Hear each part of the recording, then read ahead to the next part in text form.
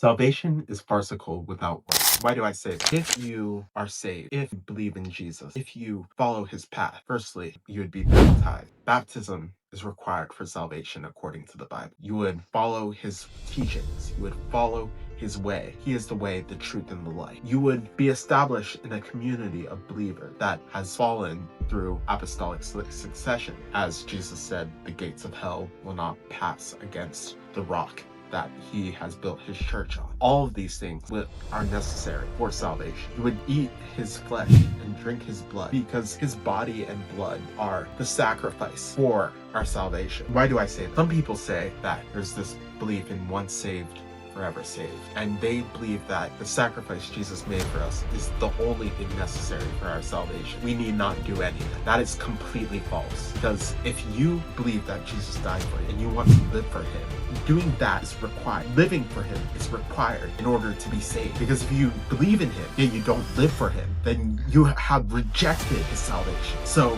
if you don't live for him, it shows that you have no sense of belief for him. This is why in James, it says faith without works is dead. Works is the fruit of our salvation. You need to show that you are saved. You need to have an aspect of living for Christ in the way that Christ died for us. You need to live his example in order to be saved. So if you sin so that grace should abound, you are rejecting that sacrifice Jesus made for you because you think that no matter what I do, even if I blaspheme the spirit of which Christ comes from, that you will be saved. Of course you won't be saved. Christ will say, "Depart from me, I never knew you." Understanding the Bible, not just in a chapter and verse way, but in a complete way, in a complete contextual way, without bastardizing the Bible by taking certain verses and mishmashing them. By understanding the Bible in its complete context, you will understand what it means to follow the true path. Now, the Bible isn't necessarily unified in what it says,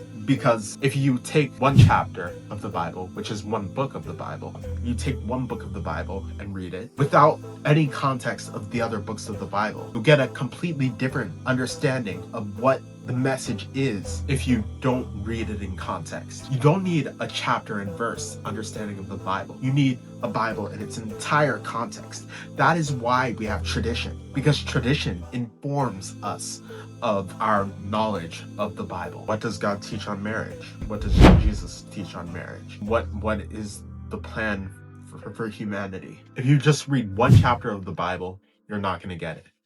If you just read one verse of the Bible, you're not going to get it, because the total Bible is the Word of God. It is not just an individual verse without context. Some people, which is why I have problems with unapproved translations of the Bible, because you can completely have a completely different sense of meaning of the Bible, or a meaning of all the readings of the Bible in its context, proper context. You can completely misunderstand it if a translation butchers the aspect of the Bible. This is why you've seen like people who in the past who've made unauthorized translations of the Bible. In the past, you would see them burned at the stake, because not only are they misleading people through their false translations, they are fundamentally making a new aspect of belief that is contrary to what the Bible teaches. Now, I'm not saying whether it's right or wrong to kill people for their beliefs. It's definitely wrong to kill people for their beliefs, especially in the modern context where beliefs are a dime a dozen. We have a more enlightened attitude towards a sense of belief. That's not what I'm trying to argue here. But I'm trying to argue that people should have a documented, important, fundamental attitude towards salvation, towards their own path, towards their ideology. Because a proper attitude of belief, a proper emphasis on the idea surrounding beliefs is important to help you make sure you're focusing on the right thing. Why do I say salvation is farcical without work? Because if you believe something, you would act on it, and you would act upon your belief. Now, sometimes your beliefs are in congruence with your action. That can be okay sometimes. But if it's consistent and continuous, then it shows that you do not even consider that. You actually believe the opposite impact. Not everyone is perfect, but I'm trying to say this. Salvation is farcical without works because your beliefs fundamentally driving your actions. So understand this, you understand faith. Understand faith, and you understand belief. Understand belief, you understand ideology. Understand ideology, and you understand the world. Thank you.